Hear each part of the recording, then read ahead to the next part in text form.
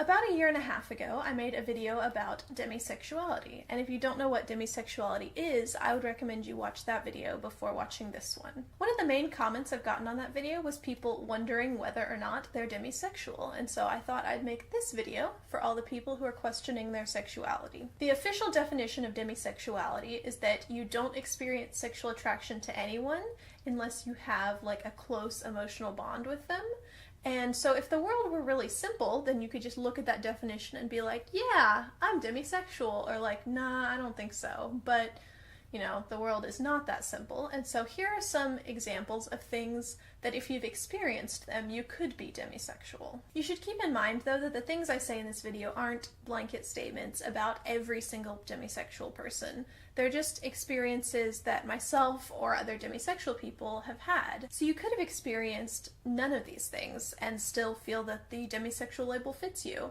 Or you could have experienced all of them and still not identify as demisexual. You could be demisexual if you, for most of your life, were just completely uninterested in sex, but then you became close with one particular person, maybe a romantic partner or a good friend, and then all of a sudden your perspective on sex completely changed and you were interested in it. Or you could be demisexual if you've always been interested in sex but never had someone that you wanted to have sex with until you got close to a particular person. You could be demisexual if you've never taken sexual interest in a stranger or a celebrity and you find it really odd that other people do. You could be demisexual if you could never even imagine having a one-night stand because you could never even imagine being attracted to someone that you don't know. You could be demisexual if you could never even imagine cheating on a partner because you're not sexually attracted to anyone but them. You could be demisexual if you're not even entirely sure whether or not you're experiencing sexual attraction.